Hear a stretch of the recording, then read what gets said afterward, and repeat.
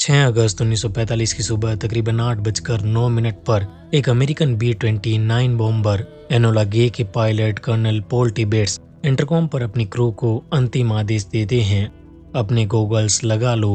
और अगले 43 सेकंड में लिटिल बॉय नाम का वो न्यूक्लियर बम हिरोशिमा पर जा गिरा और पलक झपकते ही हिरोशिमा में रहने वाले 80,000 लोग बाप बन गए। शहर का तापमान 7,000 डिग्री सेल्सियस तक पहुंच गया। जो लोग जहां पर खड़े थे वहीं पीछे मौजूद दीवारों पर उनकी परछाई छप गई, लेकिन वो खुद धुआं बनकर गायब हो गए। और ये नरसंहार यहीं नहीं रुका। 3 दिन बाद नागासाकी का भी यही असर हुआ। सुबह के वक्त जब लोग काम पर निकले, बच्चे स्कूल जा रहे थे, तब ये बॉम्ब फटा। ये जो आंकड़े हैं, जो तारीखें हैं, उस परमाणु हमले की जो कहानी है, वो तो कई लोगों को पता है। हमने भी अपनी पुरानी वीडियो में ये सब बताया है। पर उन हजारों इंसानों का क्या, जिनकी पूरी दुनिया 1 मिनट में उनसे छिन गई? उनकी कहानियों का क्या, जो उस धमाके के पीछे अनसुनी रह गई? अगले 10 मिनट में आप समझेंगे कि वो मंजर कितना भयानक था।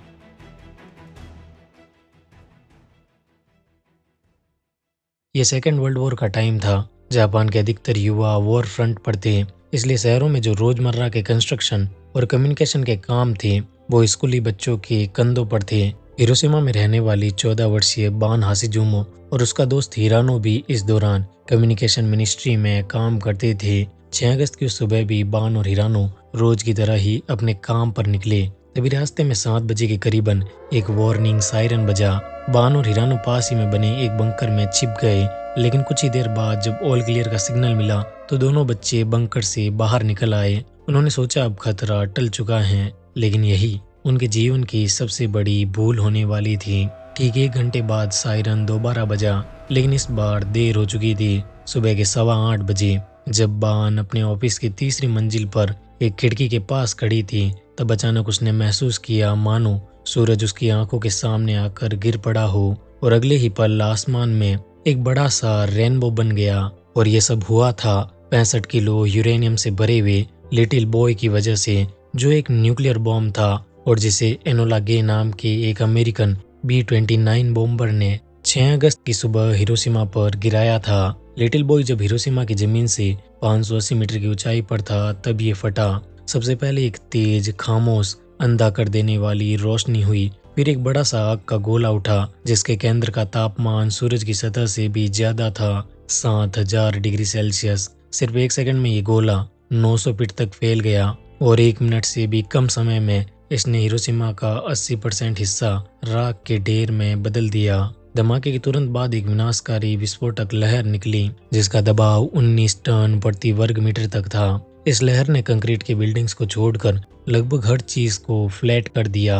हजारों लोग कुचले गए और पूरा शहर 1 सेकंड में मलबे के मैदान में बदल गया। ये अब बान और हिरानो की खुशकिस्मती कहिए या बदकिस्मती, वो इस धमाके में जिंदा बच गए। कुछ मिनट बाद जब हिरानो को होश आया तो उसके सामने एक दर्द से कहराता हुआ आदमी पड़ा हुआ था। उसके पेट में लकड़ी का एक खंभा घुसा हुआ था, फिर भी वो जिंदा था, शायद तड़प तड़प कर मरने के लिए। ठीक इसी तरह की कहानी विस्फोट के काफी देर बाद घर से निकले फौजी औरता की भी थी। उनके सामने एक जिंदा महिला सड़क पर पड़ी हुई थी, लेकिन वो उसकी कोई मदद नहीं कर सकते थे क्योंकि उस महिला की दोनों आंखें बाहर निकलकर लटक रही थी और अंदर से सफेद रस्सी निकल रही थी। फौजी उस महिला के पास जाने की हिम्मत तक नहीं कर सके।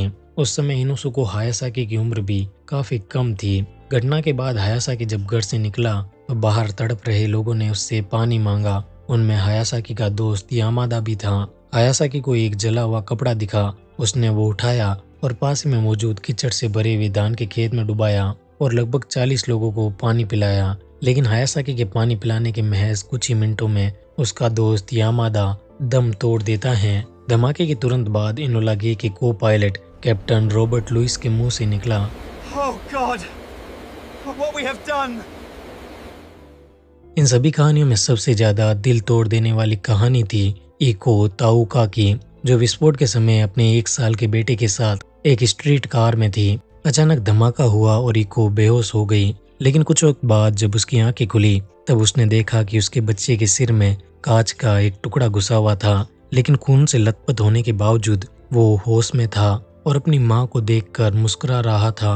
कुछ ही हफ्तों बाद रेडिएशन से उसकी मौत हो गई। हिरोशिमा की इस तबाही के बीच 29 साल के तत्सुमो यामागुची की कहानी हमें बताती है कि एक इंसान कितना बदकिस्मती और भाग्य कितना क्रूर हो सकता है। यामागुची मित्सुबिशी हैवी इंडस्ट्रीज में काम करने वाले एक मरीन इंजीनियर थे जो नागासाकी में रहते थे। इस न्यूक्लियर अटैक के समय वे एक व्यापारिक यात्रा पर हिरोशिमा में थे। 6 अगस्त को वे इस धमाके में भी बुरी तरह जल गए और उनके दोनों कान के पर्दे फट गए। एक रात किसी तरह निकालने के बाद वे अगले दिन अपने होम टाउन नागासाकी वापस पहुंचे, लेकिन भाग्य की क्रूरता ने यहाँ भी उनका पीछा नहीं छोड़ा। 9 अगस्त को थोड़ा ठीक होने के बाद जब वे अपने ऑफिस में गए और वहां पर अपने सुपरवाइजर को हिरोशिमा की तबाही की कहानी सुना रहे थे, तभी सुबह ठीक 11 बजे नागासाकी में भी हिरोशिमा की तरह तेज रोशनी के साथ एक जोरदार धमाका हुआ। अमेरिका द्वारा जापान की एक और सिटी नागासाकी पर यह दूसरा परमाणु हमला था।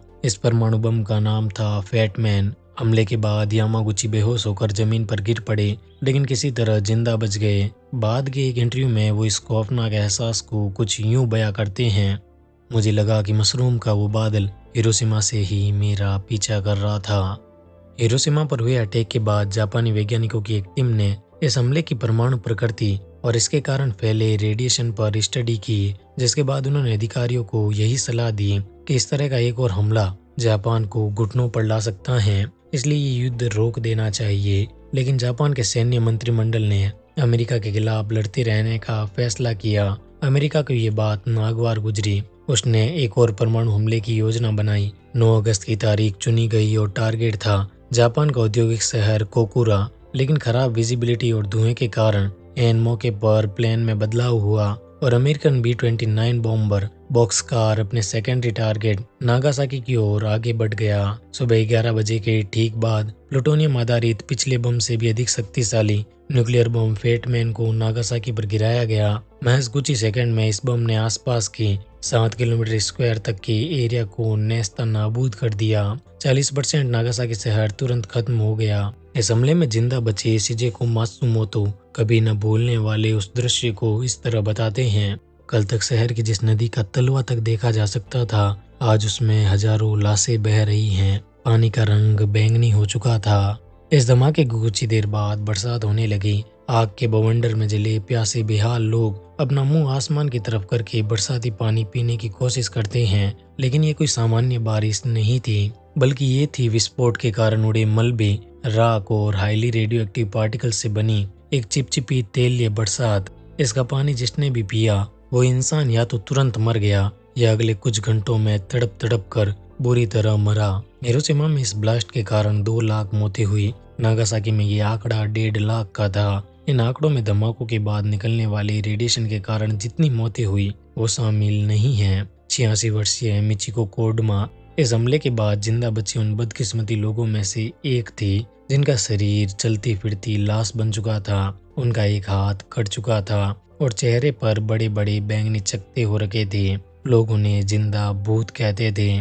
इस तरह के न्यूक्लियर सर्वाइवर्स को जापानी में हिबाकुसा कहा जाता है। जापान के दूसरे शहरों में रहने वाले लोगों को लगता था कि हिबाकुसा चलती फिरती बीमारी है, अगर वो उनके संपर्क में आए तो उन्हें भी संक्रमण हो जाएगा। यानी अगर संक्षेप में कहे तो इस हमले में जो लोग मारे गए वो खुशकिस्मत थे, और जो जिंदा बचे एक तो उन्हें तरह तरह की बीमारियों से तड़प तड़प कर मरना था और दूसरा उन्हें इस तरह लोगों के ताने सुनने पड़ते थे।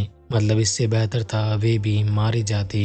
हालांकि इतनी पीड़ा सहने के बाद भी जापानी लोगों को अमेरिका से किसी तरह का बदला नहीं चाहिए था। जैसा कि बान हाशिजुमे ने कहा, मैं उन लोगों से नफरत नहीं करती जिन्होंने वो बॉम्ब गिराया था, लेकिन मैं इस बात को नहीं भूलूंगी कि एक इंसान ने ही दूसरे इंसान पर एटम बम गिराया था। मिचिको कोडमा के ये शब्द जापानियों की व्यथा दिखाने के लिए पर्याप्त थे।